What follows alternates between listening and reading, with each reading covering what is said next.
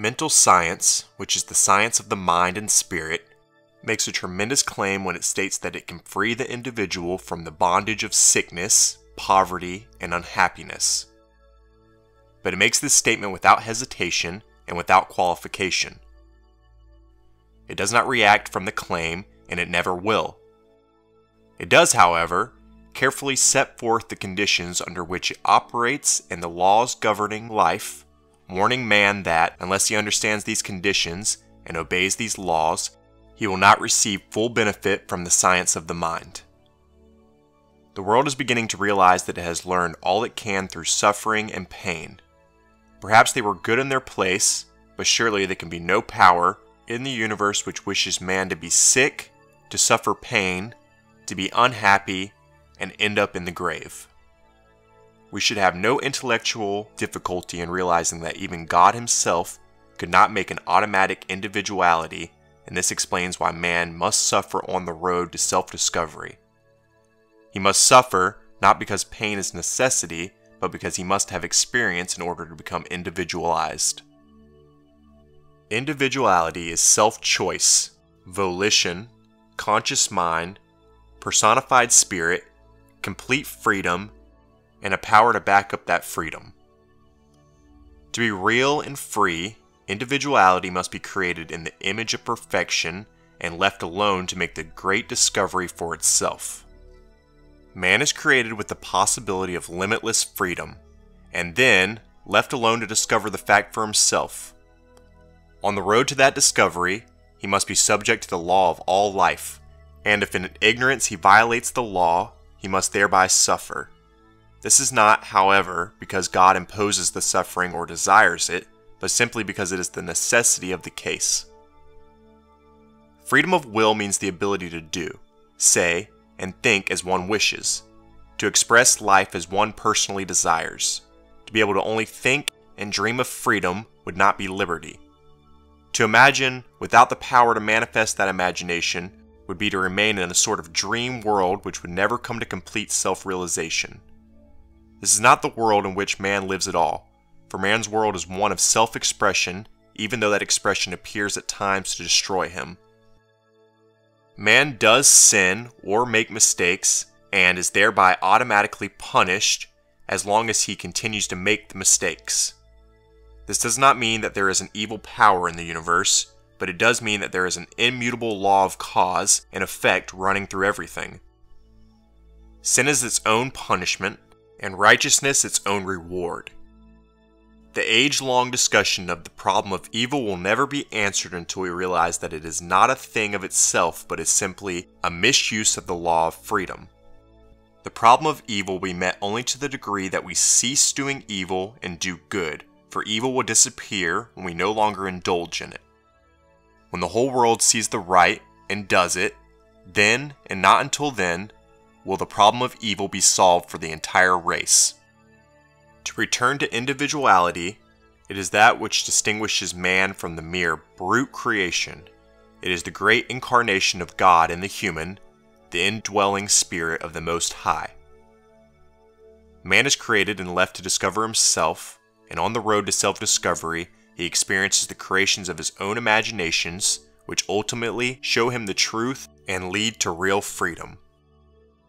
There is an interesting myth in regard to the creating of man, which may serve to point out this fact. It is said that when the gods decided to make man, and make him a divine being, they held a long discussion as to where would be the best place to hide his divinity. Some of the gods suggested that it be hidden in the earth, but others argued that someday man would penetrate the earth and so discover himself. It was then suggested that it be hidden in the depths of the sea, but this idea was rejected, for man would go under the sea and there discover his true nature. It was next suggested that his real nature should be deposited somewhere in the air, but this also was rejected, for he would surely fly through the air and find himself. After a long discussion, it was finally agreed that the best place to hide man's divinity would be in the innermost nature of man himself, this being the last place he would look to find it. The discovery would not be made until he had had all the experience necessary to complete a well-rounded life. Of course, this is a fable, but it clearly sets forth the reality of the case. The word is really in our own mouths, and every time we say I am, we are repeating it. For I am is the secret of nature and the emblem of eternity. Some take the viewpoint that man was cast forth to discover himself, and others contend that man decided to do this for himself. It makes no difference what the case may be, man is certainly on the pathway to self-discovery, and everything in his experience points to the truth of this fact. We know that the forces of nature wait on man's discovery of them and obey his will as soon as he understands how to make use of her laws. We certainly have freedom enough when we understand how to use that freedom. If we find this to be true of the laws of the mechanical world, why should we not also find it true of those mental and spiritual laws which transcend the mechanical world? No doubt we shall find latent powers and capacities of which we have never dreamed, powers and abilities waiting to be understood and used. It certainly will pay man to spend much time and thought in the study of his own nature, for he will discover things about himself that will cause him to arise and shine. Man is today, more than ever before, awakening to the real facts of the case, and from now on his evolution will become very rapid. Nothing is impossible, all things are possible to the great whole, and man is a part of that whole. As the evidence of design in the universe proves a designer, so the evidence of self-choice shows a power that knows itself.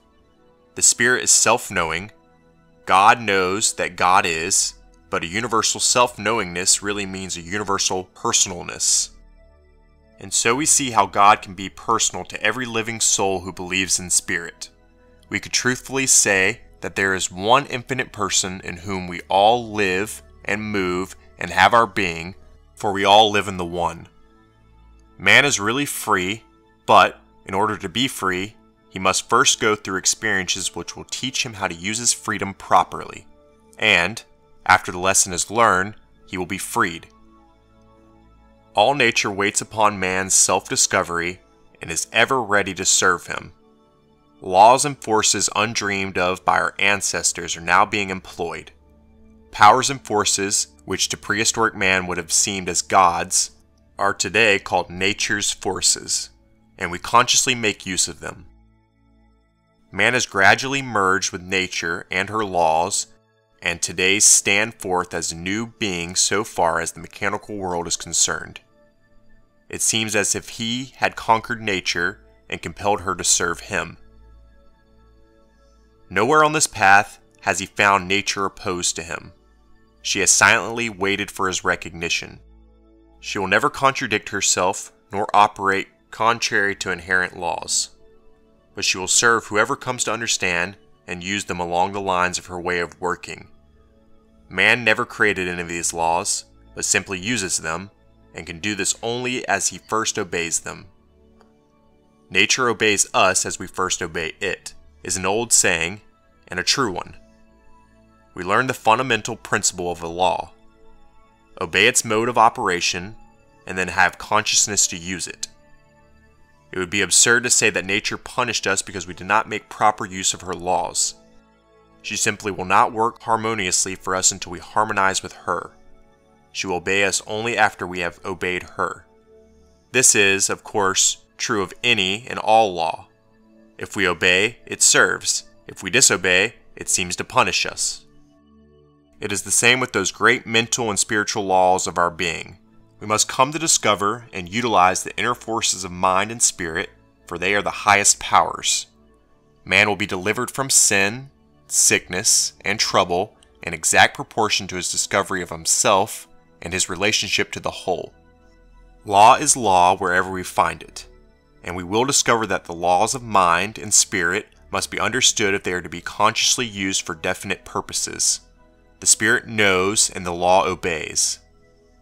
Hidden away in the inner nature of the real man is the law of his life, and someday he will discover it and consciously make use of it. He will heal himself, make himself happy and prosperous, and will live in an entirely different world, for he will have discovered that life is from within and not from without. Man is made out of and from life, and, as effect must partake of the nature of its cause, so man must partake of the divine nature from which he springs. If we realize man is made in the image and likeness of God, we shall see that the whole scheme of life and the whole nature of the divine being is reenacted through man. This, of course, does not mean that man is God. It means that, in his small world of individual expression, his nature is identical with God's. A single drop of water is not the whole ocean, but it does resemble the ocean, does contain within itself the same qualities and attributes. We might say that man is in God and that God works through man. I and the Father are one. The kingdom of God is within you. Nothing in the universe happens by chance.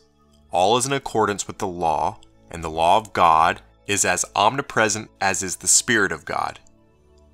This law is a law of mind, but back of the law is the Word. All things were made by Him, and without Him was not anything made that was made. Back of our lives is the law of our being, and through the law runs the word which we speak. Thousands of people today are beginning to realize this and put it into operation, and the results attained will fill more books than one man could read in a lifetime. Thousands today are using the silent power of mind to heal their bodies and bring prosperity into their affairs, and the law is usually working in accordance with the belief of those seeking to use it. As the universe is run by an infinite mind, so man's life is controlled by his thinking. Ignorance of this keeps him in bondage, knowledge will free him. One by one, people will investigate the truth and put it into operation, and the time will come when disease and poverty will be swept from the face of the earth, for they were never intended to be. They are simply the byproducts of ignorance, and enlightenment alone will erase them. The hour of freedom has struck, the bell of liberty is ringing. Let us, then, plunge more deeply into our own natures and into the nature of the universe, and see if we shall not find treasures undreamed of, and possibilities never imagined, and opportunities in our vision of the greater life.